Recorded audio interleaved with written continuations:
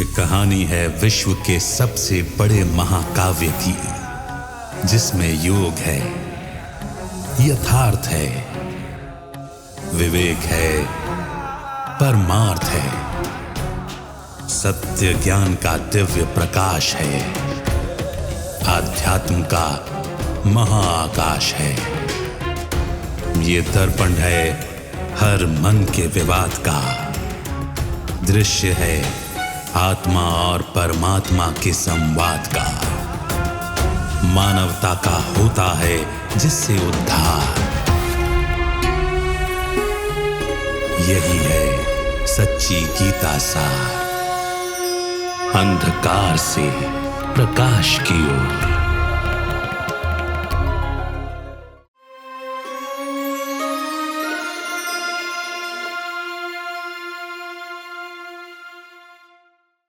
नमस्कार। अंधकार से प्रकाश की ओर सच्ची गीता सार इस कार्यक्रम में आप सभी का स्वागत है।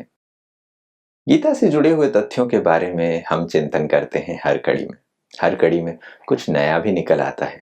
कुछ ऐसी बातें जो हमने कभी ध्यान ही नहीं दिया वो हमारे ध्यान पे आती हैं। तब सत्य के अन्वेषण में एक नई ऊर्जा मिलती है। जब हम चीजों को खोजते हैं और वहां पर हमें सत्य प्रकाश उपलब्ध होता है तो एक स्पष्ट दृष्टिकोण हासिल होता है। आज की इस कड़ी में भी कुछ ऐसे ही विषयों पर चर्चा करेंगे। हमारे साथ स्टूडियो में ब्रह्म कुमार ब्रजमोहन भाई हैं। भाई साहब, आपका स्वागत है। ओम शांति। श्री कृष्ण से जुड़े हुए कुछ तथ्यों पर हमने चर्चा की है। एक तो मान्यता है कि श्री कृष्ण प्रलय के बाद सागर पर पीपल के पत्ते पे तैरते हुए आए, और दूसरा श्री कृष्ण के बारे में हम मान्यता जानते हैं जो कथाओं में है कि जेल में श्री कृष्ण का जन्म हुआ, कंस की जेल थी, इत्यादि इत्यादि। अब ये जो पीपल के पत्ते पर सागर पर कृष्ण तैरता हुआ आया, तो प्रलय के बाद ये सीन दिखाई जाती है। तो क्या ऐसे में ये धर्मग्लानि का समय था जब ये पीपल के पत्ते पर तैरते हुए आए? मनुष्यों को जितना वो कॉम्प्रिहेंड कर सकते हैं, क्योंकि ये भगवत गीता जो लिखी गई है वो श्रुतियों और स्मृतियों के आधार पर लिखी गई है। माना जाता है कि वेद व्यास जी को साक्षात्कार हुआ और गणेश जी के द्वारा लिखाई। अब कॉन्टेक्स्ट में देखें कि गणेश जी तो शिव जी के पुत्र दिखाए जाते हैं। शिव जी किस युग में हुए, वेद व्यास किस युग में हुए, और देवता वेद व्यास जी से गणेश जी कितने महान थे, वो बातें छोड़ दें। उनको दो प्रकार के कृष्ण चाहिए गीता के लिए, क्योंकि कृष्ण जी को भगवान कहते हैं। तो एक तो उनको वो कृष्ण चाहिए जो धर्मग्लानि के समय आए। फिर वो ये भी जानते हैं कि सारी गीता नर से नारायण बनाने के लिए कही गई, और श्री कृष्ण गोविंद हरे मुरारे नाथ नारायण वासुदेवा, श्री कृष्ण ही श्री नारायण थे। और श्री लक्ष्मी श्री नारायण, या कहो श्री राधे श्री कृष्ण, उसमें भी श्री कृष्ण को ले लो या नारायण को, उसको विष्णु का अवतार बताया गया है। तो एक तो उनको सुंदर कृष्ण चाहिए जो श्री नारायण हो, अर्थात वो सतयुग की आदमी हो। दूसरा उनको चाहिए जो धर्मग्लानि के समय था वो भगवान, वो कृष्ण जी को बनाना चाहते हैं। इसलिए दो प्रकार के कृष्ण, दो प्रकार के जन्म बनाए हैं। एक तो पत्ते पर आ रहे हैं, नई दुनिया के शुरू का पत्ता है। दूसरे जो हैं वो धर्मग्लानि के समय आ रहे हैं, इसलिए जेल वगैरह में पैदा हुए, आदि आदि आदि। एक आदि में कृष्ण चाहिए, एक अंत में कृष्ण चाहिए, क्योंकि उन्होंने दोनों को, जैसे कहा जाता है ना दुनिया गोल है, और कोई कहते दुनिया चपटी है, तो फिर ये बहुत समय से डिबेट चली आ रही है। तो अगर चपटी है तो कहीं ना कहीं शुरू हुई, कहीं ना कहीं एंड हुई, उसका कहा जाता है क्रिएशन। और अगर गोल है तो उसका अंत और आदि इकट्ठा मिलता है, जैसे घड़ी है, दिन रात है, उसको कहा जाता है एटर्निटी। अब सोचना चाहिए कि भगवान ने दुनिया को अटर्निटी बताया या फ्लैट बताया कि बीच में सागर आ गया। अच्छा, अब अटर्निटी नहीं बताते तो आत्मा को कहते हैं एटर्नल है। तो आत्मा का प्ले ग्राउंड या स्टेज ये दुनिया है। अगर ये दुनिया एटर्नल नहीं होगी, आत्मा एटर्नल जन्म कहाँ लेगी? तो सीधी बात है, ओवरऑल आप देखेंगे आजकल तो लोग मानने भी लग गए हैं कि एटर्निटी है, साइक्लिकल है, कंटिन्यूम है। अच्छा, अब कंटिन्यूम है तो उनका जो आद अंत है वो मिक्स हो गया, एक जगह आ गया। तो भगवान ने पहली बात तो ये बताई कि प्रथम गलती उन्होंने ये की है कि ये समझ लिया है कि प्रलय मीन्स टोटल विनाश, कोई भी नहीं रहा। अब आज के कॉन्टेक्स्ट में देखें, आज जिस प्रकार के, क्योंकि ये गीता पुनरावृत्ति का समय है, आज जिस प्रकार के शस्त्र बनाए जा रहे हैं और कहा जाता है कि दुनिया को 300 बार तबाह किया जा सकता है न्यूक्लियर वेपन से, तो हम बैठकर आज सोचें कि आगे दुनिया क्या आएगी, तो हम यही सोचेंगे इसका तो नाम निशान नहीं रहेगा, कुछ भी नहीं बचेगा। लेकिन अगर बचेगा नहीं तो अगली दुनिया कहाँ से शुरू होगी? तो भगवान ने बताया है कि 99.9% तबाह हो जाएगा, फिर भी कुछ बचेगा। और इसी कहानियां शास्त्रों में नोआह आर्क वगैरह बनाई गई हैं कि कंटिन्यूम है। तो कंटिन्यूम के लिए थोड़े से, जिसको हम बोटेनिकल भाषा में ग्राफ्टिंग कहते हैं ना, एक बीज से पैदा होता है, कलम लगा के पैदा होता है। तो भगवान पुराने वृक्ष में नए की कलम लगाते हैं, अर्थात वो खत्म हो जाता है और नया शुरू हो जाता है। इसीलिए कहा गया दैवी संपदा और आसुरी संपदा। नहीं तो कह देते मैं आसुरी संपदा विनाश करके चले जाता हूँ, बट वो दैवी संपदा भी स्थापन की है ना। तो किसान भी होता है, पुरानी फसल कटनी है तो नए की पनीरी लगाता है।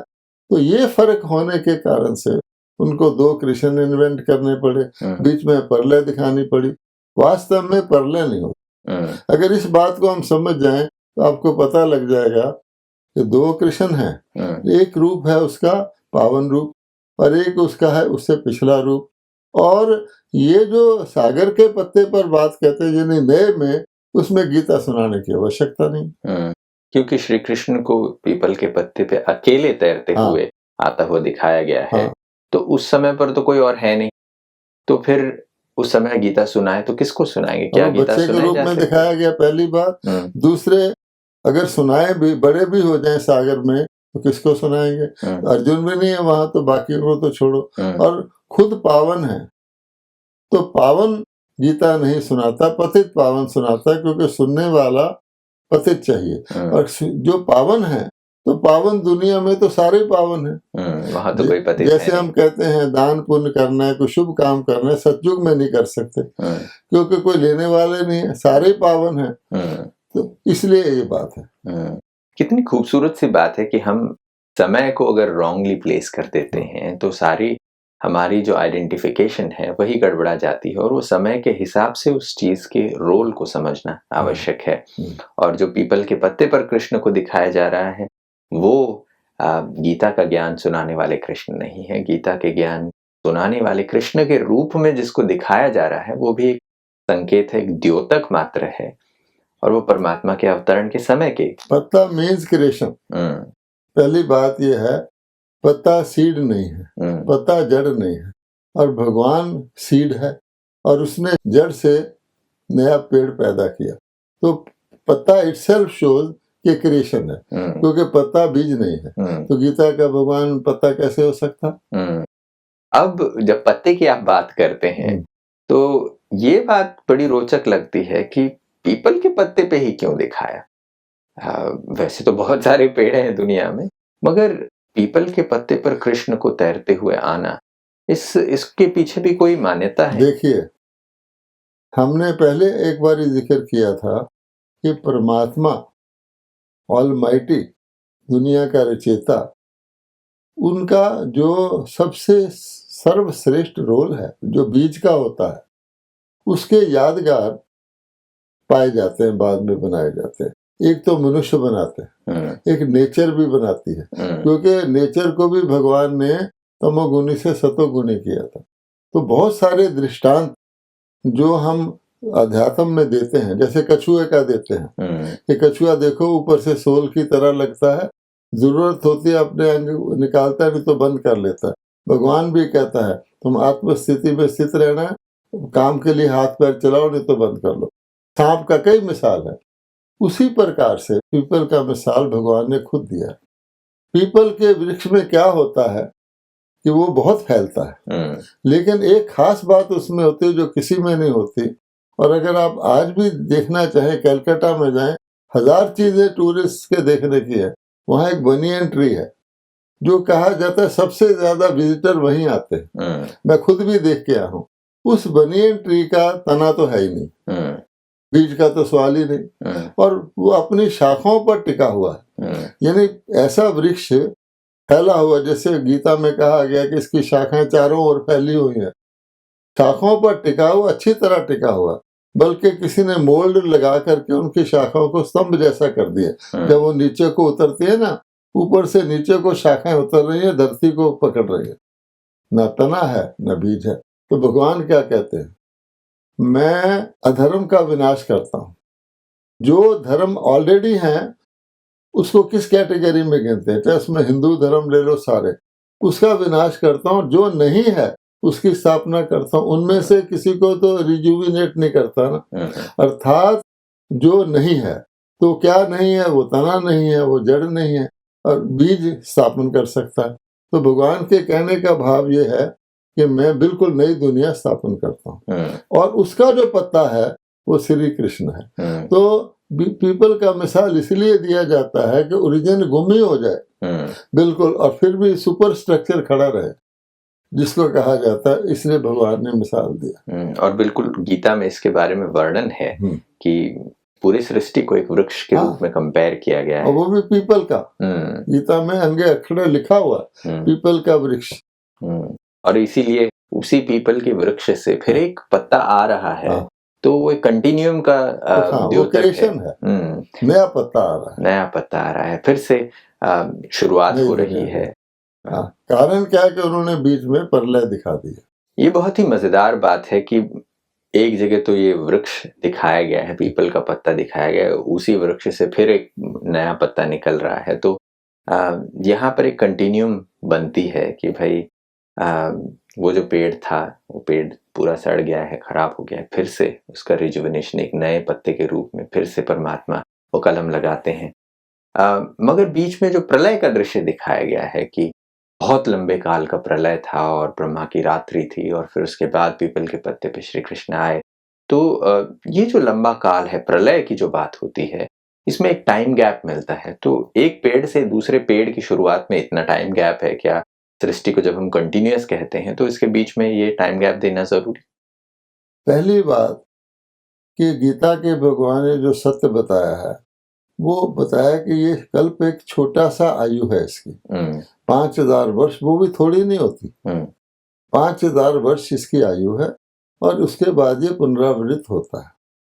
और जो शास्त्रकार हैं, आप गीता को ही पढ़ लें, एक तरफ वो कल्प की आयु बहुत बड़ी बताते हैं, और ब्रह्मा का दिन और ब्रह्मा की रात बताते हैं, फिर ब्रह्मा का एक दिन कितने कल्पों के बराबर बताते हैं। तो आप सोच सकते हैं कि कॉम्प्रीहेंड ही नहीं व्यक्ति कर सकता। अब ऐसी स्थिति में वो क्या करेंगे, तो वो कंटिन्यूम बता नहीं सकते। इसलिए उन्होंने ये बात बताई कि बहुत काल तक ब्रह्मा की रात कितनी बड़ी होगी जिसका दिन इतने कल्पों के बराबर, उसके बाद नई दुनिया शुरू की है। दूसरा प्रश्न ये है कि अगर कोई ये समझे कि कलयुग के बाद सतयुग आ गया फटाफट, तो उसके दिमाग में ये प्रश्न उठता है कैसे आ गया होगा। ठीक है, मनुष्य शरीर छोड़ गया, लाखों की लाशें पड़ी हैं, पुराना स्ट्रक्चर टूटा पड़ा, तमो प्रधान वायु, पोल्यूटेड वाटर, और अचानक सतयुग आ गया, तो कैसे आ गया? क्या वहाँ के लोग जैसे बॉर्डर क्रॉस करके पाकिस्तान से भारत आ जाते हैं, ऐसे कलयुग के सतयुग में आ गए होंगे? नहीं। इसलिए भगवान बताते हैं कि है कंटिन्यू, सृष्टि का चक्कर बिल्कुल बीच में कभी प्रलय तो होता ही नहीं। प्रलय जैसी कंडीशन हो जाती है, अगर किसी ने एक पौधा देखा हो और एक गिरा हुआ बहुत वृक्ष देखा हो, वो तो कहेगा तो खत्म हो गया। तो प्रलय, उसको उन्होंने प्रलय कह दिया, और उनको सूट भी करता था कि बीच में सतयुग बन गया होगा। इसलिए कहते हैं द्वारका निकल आई। कहाँ से निकल आई? सागर से, क्योंकि सागर में कृष्ण दिखाया कि नीचे उसके द्वारका है। वास्तव में ऐसा नहीं है, पर भगवान कहते हैं मैं हूँ लिबरेटर। गीता में कहा गया कि एक समय आता है ये सारी आत्माएं मेरे पास चली आती हैं। विराट रूप भी यही कहता है, अर्थात पुरानी दुनिया की लगभग खात्मा हो जाता है, लेकिन थोड़ा सा उसमें बचता है जिससे नई शुरू होती है।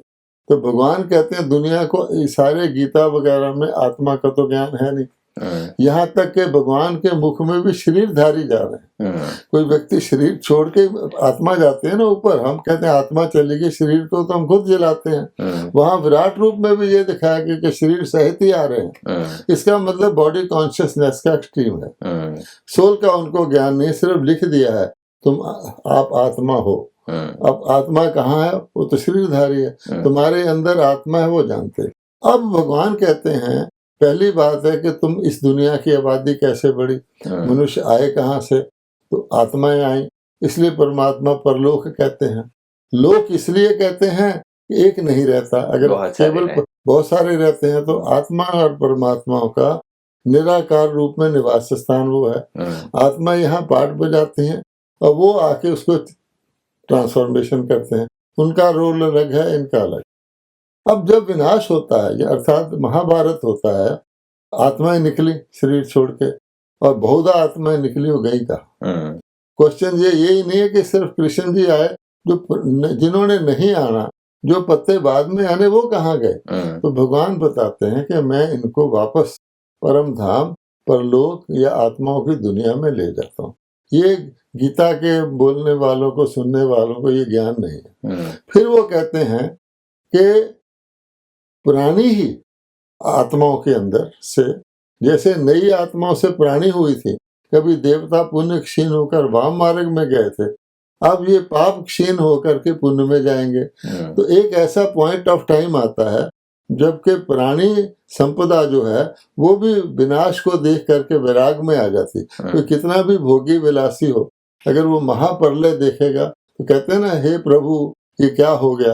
वो उनके अंदर भी पवित्रता धारण हो जाती है और उनके द्वारा जो देवताओं की आत्माएं हैं वो जन्म लेती हैं। और वो थोड़ी होती हैं, बाकी ऊपर चली जाती हैं, लेकिन कंटिन्यूम रहता है। इसको ना जानने के कारण से मनुष्यों ने फिर ये अपना हिसाब से बना लिया, शरीरों का ही गिनती करते हैं। आज भी पॉपुलेशन घटानी हो तो शरीरों से समझते हैं, ये नहीं जानते कि आत्माएं जितनी हैं उतनी को तो आना ही है। इसलिए भगवान कहता है कि ये मैं बताता हूँ आके कि पीपल के पत्ते पर नहीं आए, लेकिन नई सतोगुनी पावन सृष्टि, जिसको सतयुगी कहते हैं, सतो प्रधान कहते हैं, या जिसको हम सूर्यवंशी कहते हैं, वो उसमें आती है। जब आप ये बात कह रहे थे कि ये जो ट्रांसफॉर्मेशन होता है, बहुत सारे लोगों को ये समझ में नहीं आता कि कलयुग सतयुग कैसे बन जाता है। तो क्योंकि कलयुग में आबादी इतनी ज़्यादा है, सतयुग में एक दैवी स्वराज्य है, वहाँ पर बहुत कम लोग हैं, दैवी गुणों वाले मनुष्य हैं, प्रकृति इतनी सुंदर है, और आज जो हम चीज़ों को देख रहे हैं उसके हिसाब से ये चेंज कितने जल्दी होगा, ये कॉम्प्रहेंड नहीं करने की वजह से एक प्रलय, एक टाइम ऑफ डार्कनेस दिखाया गया। यद्यपि लोग जैसे समझते हैं ना कि 31 दिसंबर के बाद 1 जनवरी आ गई, यद्यपि आप देखेंगे दिन और रात के चक्कर में रात होती है, दिन निकलता है, बीच में एक प्रभात होता है, ठीक है, वो ट्रांसफॉर्मेशन पीरियड होता है। हम खुद रोज देखते हैं कि धीरे धीरे धीरे धीरे अंधेरा चला गया, रोशनी आ गई।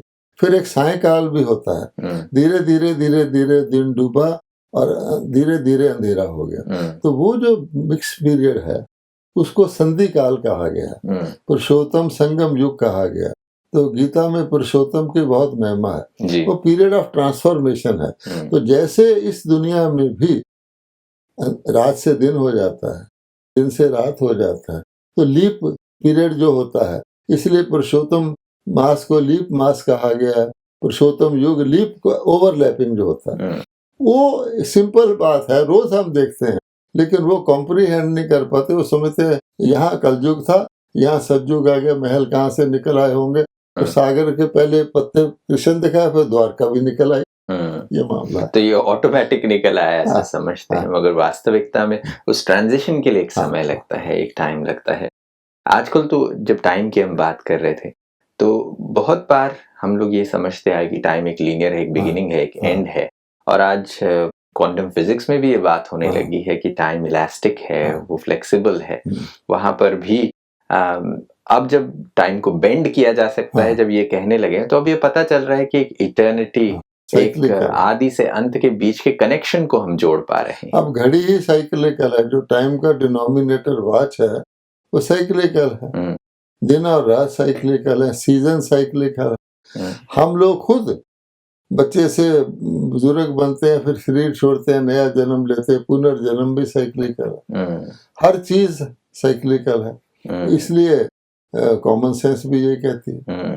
और मजेदार बात यह है कि ये जो पीपल के पत्ते पे कृष्ण को दिखाया जाता है, वहां दिखाया जाता है कि कृष्ण अपने ही पैर के अंगूठे को चूस रहे हैं। तो वहां पर भी एक साइकिल के डिनोमिनेशन को दिखाने की प्रयास जिसको कहते हैं ना बाजोली।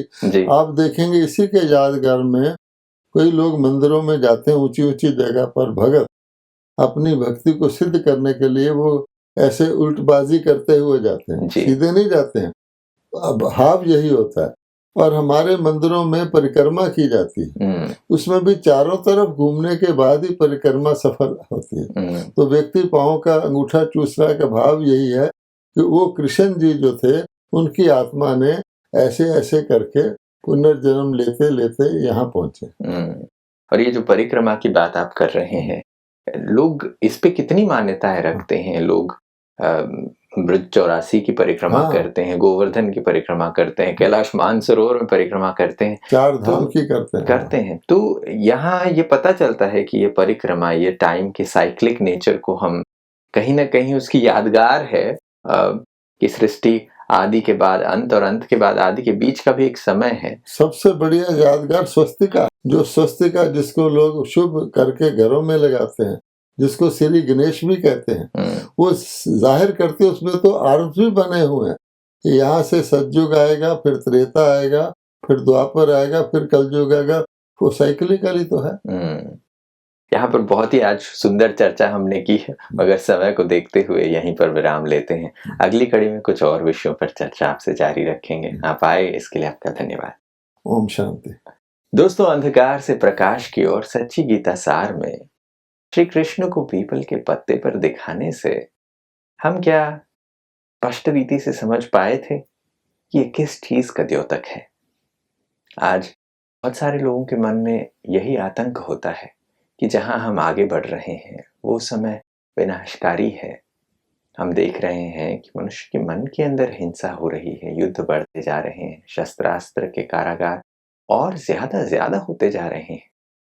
मगर परमात्मा ऐसे समय पर आकर फिर वो संदेश देते हैं कि इसके बाद फिर सोच रहा होगा। और परमात्मा इसी परिवर्तन को श्री कृष्ण, जो उनकी पहली और सबसे सुंदर रचना है, उसके माध्यम से ये बताते भी हैं। इनके यादगारों को जब हम देखते हैं तो गीता के सत्य सार को समझने में एक स्पष्टता मिलती है। आशा करते हैं कि आपके लिए भी कुछ नया मिला होगा। आज के लिए बस इतना ही। अगली कड़ी में फिर मुलाकात करेंगे। तब तक के लिए नमस्कार।